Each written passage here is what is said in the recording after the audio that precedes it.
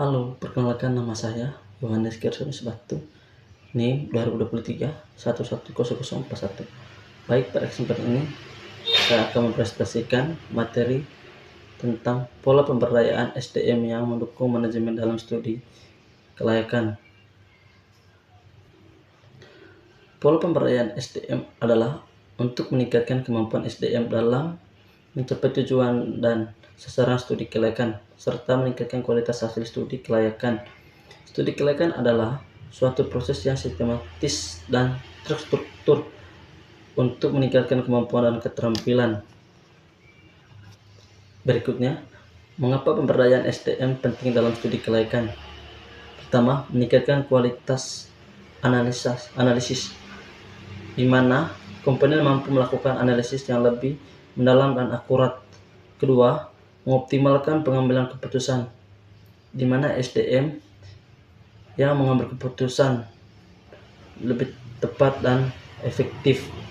Yang ketiga, memastikan implementasi yang sukses, yang terlatih dan bermotivasi akan memastikan implementasi studi kelayakannya berjalan dengan lancar. Ketiga, menciptakan keunggulan kompetitif, yaitu investasi pada SDM menciptakan keunggulan jangka panjang bagi organisasi. Berikutnya, identifikasi kebutuhan, pelatihan, dan pengembangan SDM. Pertama, analisis kebutuhan, di mana identifikasi kesengajaan kompetensi.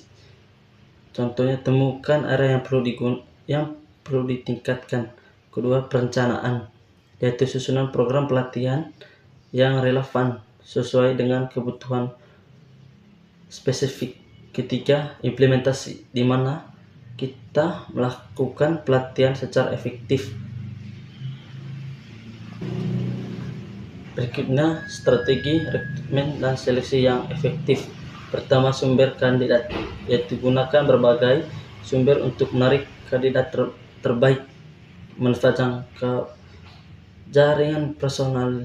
Kedua, proses seleksi, kita akan melakukan seleksi ketat dan objektif. Ketiga, on branding, yaitu berikan orientasi yang kompensif buat bantu karyawan untuk beradaptasi cepat. Berikutnya, pengembangan sistem penilaian kinerja yang objektif. Pertama, penetapan KPI, itu kita tentukan indikator kinerja utama sesuai dengan tujuan perusahaan.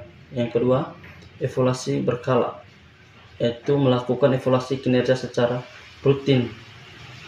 Ketiga, pengembangan, yaitu kita melakukan identifikasi area yang perlu ditingkatkan, berikan dukungan untuk pengembangannya. Berikutnya, program mentoring dan coaching untuk peningkatan kepastian. Pertama, mentoring, di mana kita melakukan bimbingan dari senior berpengalaman. Kedua, coaching, yaitu kita harus mendampingi untuk capai potensi. Ketiga, pengembangan, kita melakukan kepastian supaya meningkatkan signifikan mereka dalam suatu perusahaan. Berikutnya, kita akan menjelaskan implementasi program kesejahteraan dan motivasi karyawan. Pertama, kompetensi, yaitu kita melakukan gaji yang komplit dan adil kepada karyawan. Kedua, benefit, kita melakukan asuransi kesehatan dan tunjangan lainnya. Ketiga, lingkungan, yaitu kerja yang nyaman dengan mendukung dalam suatu perusahaan. Berikutnya, kita melakukan mengukur dampak pemberdayaan SDM terhadap keberhasilan studi kelayakan. Pertama, kepuasan, di mana kita melakukan karyawan merasa lebih puas. Kedua, produktivitas, kita melakukan kemampuan untuk menghasilkan suatu dalam jumlah yang besar.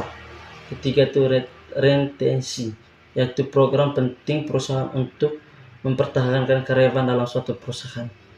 Baik, itu saja hasil presentasi saya. Sekian dan terima kasih.